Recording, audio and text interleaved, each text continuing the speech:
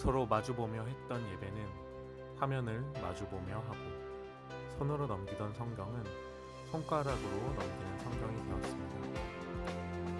신앙생활의 모습은 달라졌지만 신앙생활의 본질은 변하지 않았습니다. 각자의 자리에서 묵상합시다.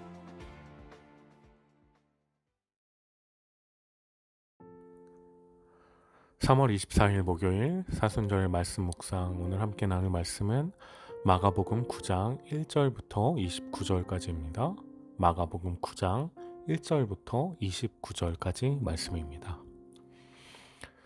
또 그들에게 이르시되 내가 진실로 너희에게 이르노니 여기 서 있는 사람 중에는 죽기 전에 하나님의 나라가 권능으로 임하는 것을 볼 자들도 있느니라 하시니라.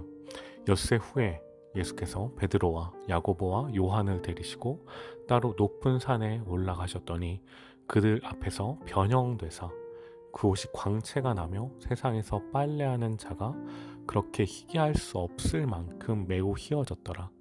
이에 엘리야가 모세와 함께 그들에게 나타나 예수와 더불어 말하거늘 베드로가 예수께 고하되 랍비여 우리가 여기 있는 것이 좋사오니 우리가 초막 셋을 짓되 하나는 주를 위하여 하나는 모세를 위하여 하나는 엘리야를 위하여 하사이다 하니 이는 그들이 몹시 무서워하므로 그가 무슨 말을 할지 알지 못함이더라. 마침 구름이 와서 그들을 덮으며 구름 속에서 소리가 나되 이는 내 사랑하는 아들이니 너희는 그의 말을 들으라 하는지라. 문득 들러보니 아무도 보이지 아니하고 오직 예수와 자기들 뿐이었더라.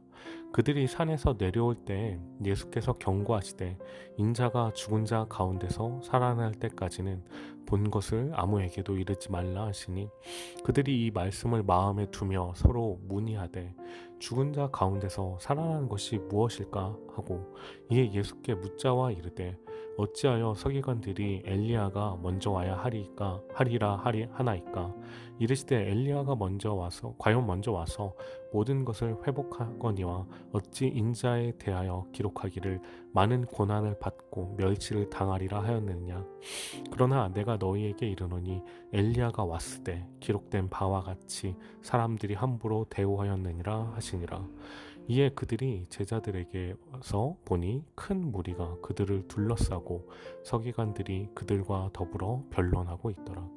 온 무리가 곧 예수를 보고 매우 놀라며 달려와 문안하거늘 예수께서 물으시되 너희가 무엇을 그들과 변론하느냐. 그들 중에 하나가 대답하되 선생님 말 못하게 귀신 들린 내 아들을 선생님께 데려왔나이다. 귀신이 어디서든지 그를 잡으면 거꾸러져 거품을 흘리며 이를 갈며 그리고 파리에 지는지라. 내가 선생님의 제자들에게 내쫓아 달라 하였으나 그들이 능히 하지 못하더이다. 대답하여 이르시되 믿음이 없는 세대여 내가 얼마나 너희와 함께 있으며 얼마나 너희에게 참으리요. 그를 내게로 데려오라 하시매 이에 데리고 오니 귀신이 예수를 보고 곧 그 아이로 심히 경련을 일으키게 하는지라. 그가 땅에 엎드려져 구르며 거품을 흘리더라. 예수께서 그 아버지에게 물으시되 언제부터 이렇게 되었느냐 하시니 이르되 어릴 때부터이니이다. 귀신이 그를 죽이려고 불과 물에 자주 던졌나이다. 그러나 무엇을 할 수 있거든 우리를 불쌍히 여기사 도와주옵소서. 예수께서 이르시되 할 수 있거든이 무슨 말이냐. 믿는 자에게는 능히 하지 못할 일이 없느니라 하시니 곧 그 아이의 아버지가 소리를 질러 이르되 내가 믿나이다. 나의 믿음 없는 것을 도와주소서 하더라.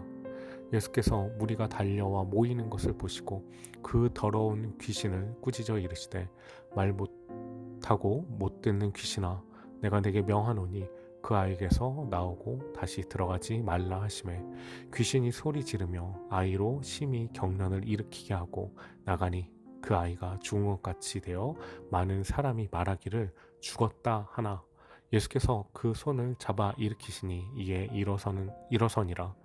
집에 들어가심에 제자들이 조용히 묻자오되 우리는 어찌하여 능히 그 귀신을 쫓아내지 못하였나이까. 이르시되 기대 외에 다른 것으로는 이런 종류가 나갈 수 없느니라 하시니라. 아멘. 오늘 오늘 마가복음 9장 1절부터 29절 말씀은 두 가지의 사건이 나옵니다. 첫 번째 사건은 바로 변화산 사건입니다. 어제 말씀을 혹시 기억하시나요? 베드로가 예수님을 그리스도라고 고백한 뒤에 예수님께서 처음으로 메시아로서 십자가에서 순환을 당할 것을 말씀하여 주셨습니다. 예수님께서 처음으로 메시아의 본질과 그 사역에 대해서 정확하게 이야기해 주셨습니다. 그 말씀 이후 오늘의 말씀은 변화산에서 예수님의 변화된 모습이 나타납니다. 이것은 예수님께서 메시아이심을 증거하는 사건입니다. 또한 모세와 엘리야가 예수님과 더불어 말씀을 나누는 장면이 나옵니다. 이것은 구약의 모든 율법과 예언이 예수를 메시아로 증거하고 있음을 말해주고 있는 장면입니다. 구약을 통해서 오신다는 그 메시아가 바로 예수님이심을 보여주는 장면으로서 예수님의 신적 능력을 보여줌과 동시에 구약과의 연계성을 보여주는 장면입니다. 이 변화산에서의 사건을 이후로 산에서 내려오셨을 때 귀신 들린 아이를 치료하는 장면이 그 다음 장면으로 나옵니다. 오늘은 이 말씀을 조금 더 살펴보고자 합니다. 예수님께서 산에 계시는 동안에 남아있는 제자들에게 어떤 사람이 귀신 들린 아이를 데리고 나왔습니다. 제자들은 귀신을 쫓아내지 못하고 그 상황에서 서기관들과 이 문제로 논쟁을 하고 있었습니다. 예수님께서는 산에서 내려오셔서 제자들이 귀신을 쫓아내지 못하는 것을 보시고 크게 책망하셨습니다. 또한 귀신의 아이가 귀신 들린 아이의 아버지가 불신앙적인 말을 하자 그 말에 대해서 꾸짖으시면서도 믿음에 대한 이야기를 전하시고 귀신을 쫓아내 주었습니다. 먼저 이 제자들의 모습을 보면 이들은 예수님과 늘 함께 있었던 사람입니다. 그럼에도 불구하고 그들은 귀신을 쫓아내지 못하였습니다. 예수님께서는 제자들에게 믿음이 없는 세대여 내가 얼마나 너희와 함께 있으며 얼마나 참으리요 라고 훈계하셨습니다. 예수님과 함께 생활을 했던 제자들이지만 예수님을 믿지 아니하는 것도 아니었음에도 그들은 귀신을 쫓아내지 못했습니다. 이들은 예수님의 권능의 사역을 수없이 봤습니다. 그들도 예수님의 이름을 믿음으로 그 권능을 나타낼 수 있는 그 약속도 받았습니다. 그러나 예수님과 떨어져 있는 그 순간 찾아온 귀신 들린 아이를 고치지 못하였습니다. 제자들의 영적 무지와 불신이 은혜의 권능을 상실케 한 것입니다. 이들의 모습은 우리에게도 적용할 수 있습니다. 우리가 얼마나 교회 생활을 오래 하였는지, 얼마나 사역했는지, 얼마나 보았는지는 중요한 것이 아닙니다. 우리가 얼마나 하나님을 향한 믿음이 바로 서 있는지, 우리의 중심에 예수님이 주인이 되셔서 영적인 삶을 살아나가고 있는지가 중요합니다. 예수님의 제자들에게 있어서 그들이 제자가 된 것이 중요한 것이 아니라 제자로서 살아가고 그 능력을 나타내는 것이 중요한 것인데 제자들은 제자로서 예수님의 능력과 이름을 나타내지 못했습니다. 우리도 이들처럼 실수할 수 있습니다. 예수님을 믿는다는 말만 하는 것이 아니라 예수님을 믿는 성도로 살아가며 예수님의 이름을 드러내는 삶을 살아나가야 됩니다. 또한 오늘 이 말씀, 이 귀신 들린 아이를 쫓아내는 이 말씀이 변화산 사건 바로 뒤에 나타나는 것은 예수님의 영광을 보며 그 은혜를 바라보는 소망을 가져야 하지만 그리스도인에게 우리에게 주어진 사명을 잊지 말아야 될 것을 또한 나타내 줍니다.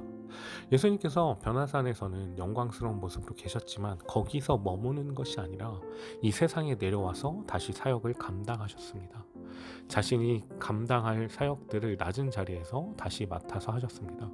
우리도 그리스도인으로서 하나님께서 주신 감격과 은혜를 바라보는 것이 너무 중요합니다. 또한 그것이 너무나도 좋습니다.